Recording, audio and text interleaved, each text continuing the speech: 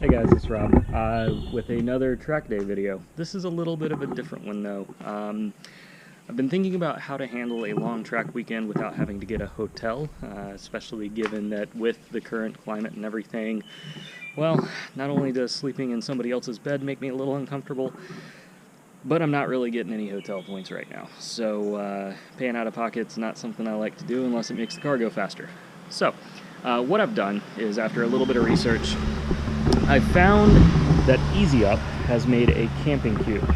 Now, the EZUp camping cube is basically designed to build into their 10x10 straight-legged EZUp, or at least this version is. They do have a version for the slant-leg EZUp as well. Now, I already have a Coleman 10x10 EZUp, and I absolutely love it. It has worked well for me over the years, so I am going to see if the EZUp fits in this. I have not found any really good videos that articulate how well this works that aren't directly from EZUp, and figured that you guys might be interested in an impartial review. I bought this with my own money from Amazon. It is still nice and boxed up, so I'm going to set up the time lapse here, and next time you see this in about a second, I will have the Coleman pop-up tent set up and ready to go, and we'll start with the unboxing of the camping cube. So stay tuned. Here we go. Legs are nice and straight. I'm gonna get to work. This should not take you as long as it takes me.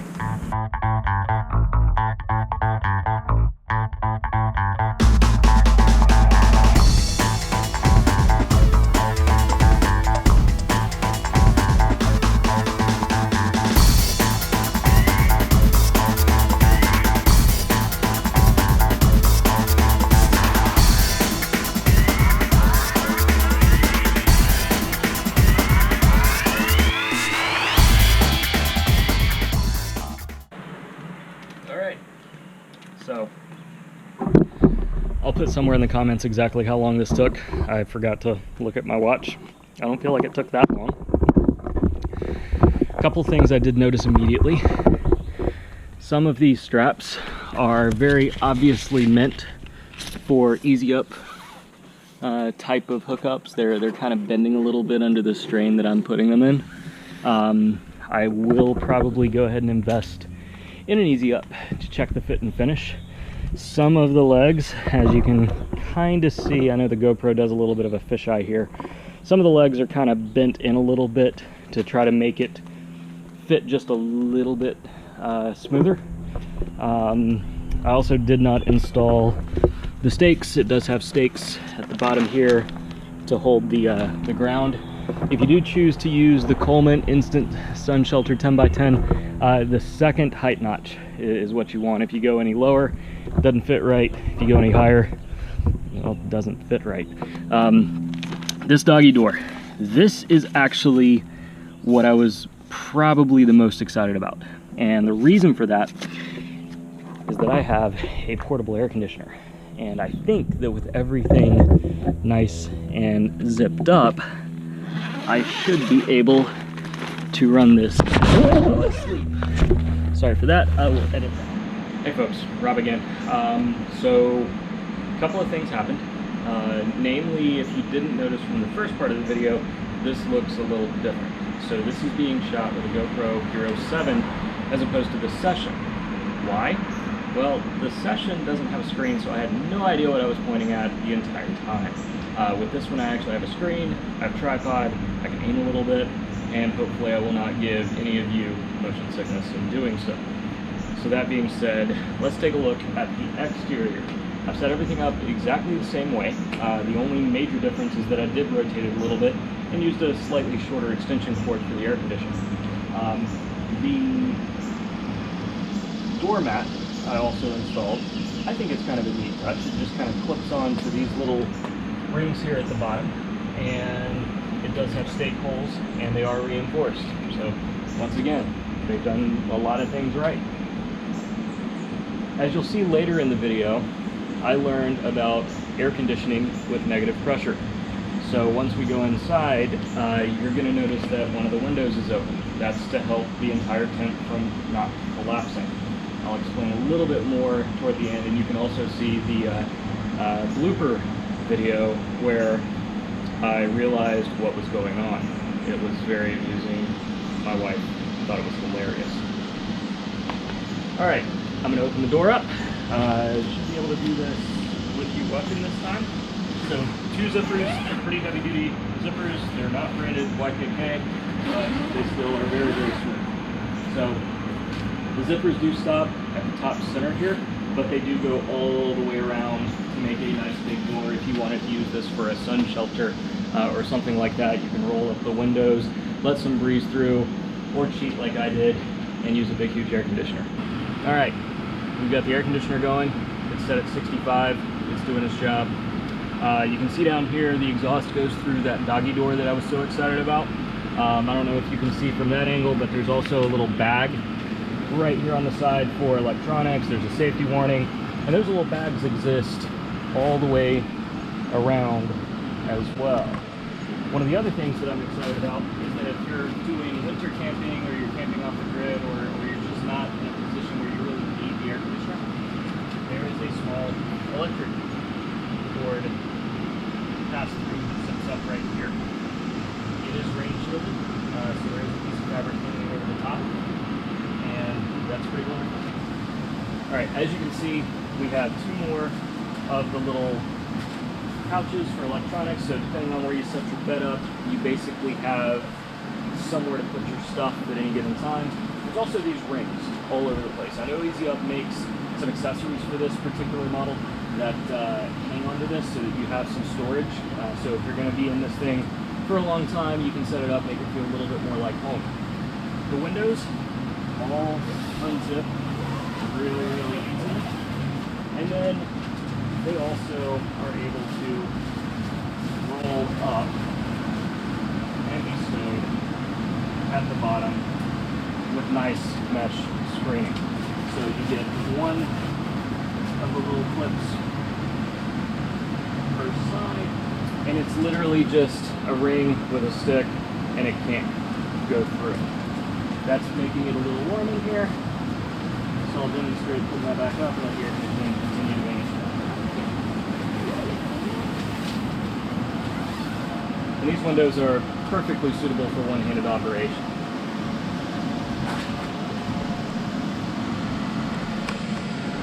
If we look at the top, due to the use of the air conditioner, I did block out the top vent. The reason I did that is because the air conditioner is blowing somewhat up, and because it's blowing somewhat up, I wanted to make sure the air, the cool air, didn't just blast out.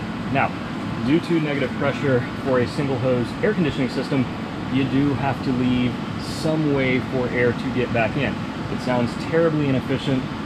Candidly, it kind of is. I didn't realize this at first, but the more you know, rainbow.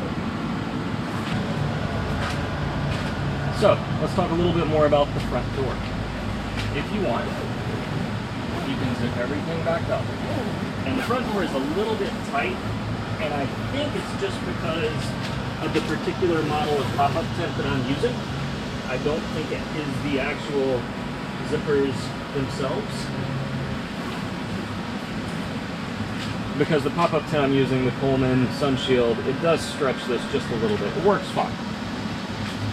What I'd also like to point out about the front door is that the entire thing can become a screen. So if you're camping, you want some airflow, whatever the case may be, you can roll the entire thing down, and then the exact same way as the rear tent, or the rear window, excuse me, you use little straps. There's 3 of them on this front section that allow you to roll the whole thing down.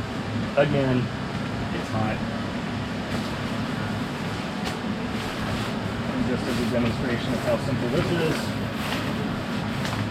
this isn't one-handed operation until you get about halfway around, I found. And then there you go.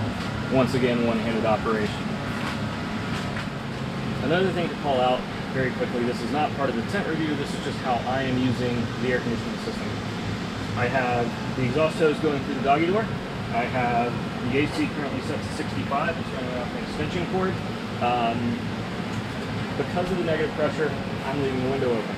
Why am I leaving this particular window open? Because it hopefully will funnel more of the hot air that's coming into the tent from outside to the air conditioner. Now, the upside is, I plan to put my bed on that side. Which way is the air blowing? Cold air blowing? To where I'm going to sleep.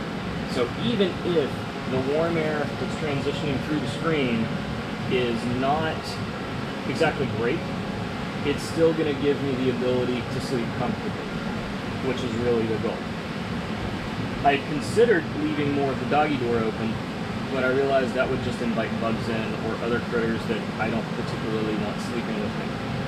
Leaving this open with the screen and the mesh protecting the inside of the tent, in my opinion, is probably the best way to use this particular single hose model of air conditioner.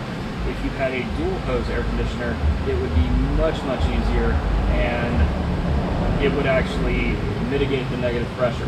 The other option would be to find some type of extremely small window unit air conditioner and adapt it down to fit into that hole. I just don't really think it's worth it to do that. Alright, so next up, break everything down. This is going to go, again, way quicker for you guys than it will for me, but it'll be fine. And you get to see everything, including me trying to shove all of this back in that bag.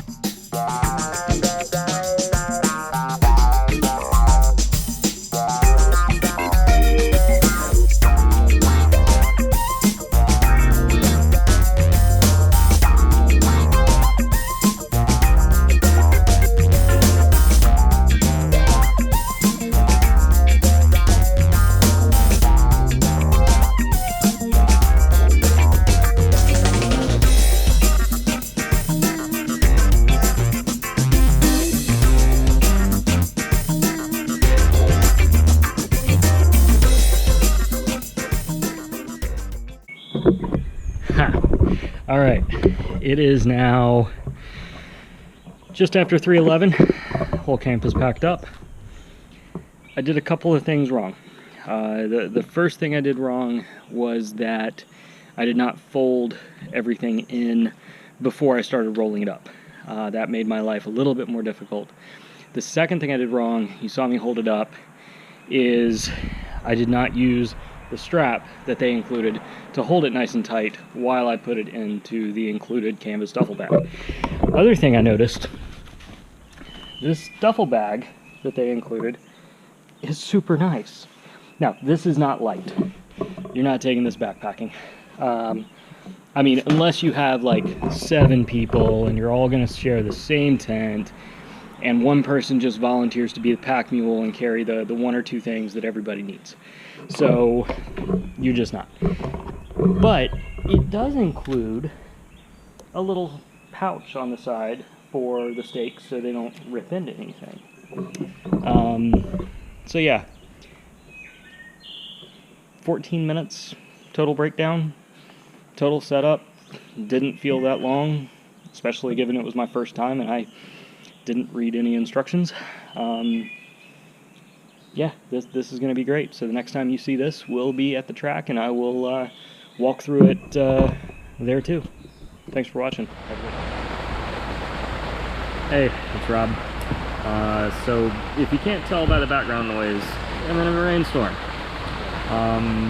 The track weekend went really well at the beginning. Had a great time, and then all of a sudden the rain showed up. So I'd like to continue the review of the tent. I've got my stuff all over the place, so I'm going to gloss over a few things. First up, air conditioner. It's working wonderfully. I actually got cold this morning. Had to turn it down a little bit. I did find that angling it sideways actually funnels air around the tent to where I'm sleeping. So, do a quick overview of what's going on here. Cot, sleeping bag, forgot a pillow, no big deal. Because of the rain, I am using just one side of the door to keep my wet shoes on. And then the bad news. Notice there's a wet t-shirt on the floor. No, it's not a wet t-shirt contest, but the roof is leaking. This is not the fault of the EZUp. Let me make that completely clear. The EZUp camping cube is totally fine. It's waterproof. You can see some of the droplets of water up here, and it's doing everything it is supposed to be doing. The problem is, I'm going to see if I can do this without getting it wet, the Coleman Sunshade is not designed for water. It's water resistant. It is by no means waterproof.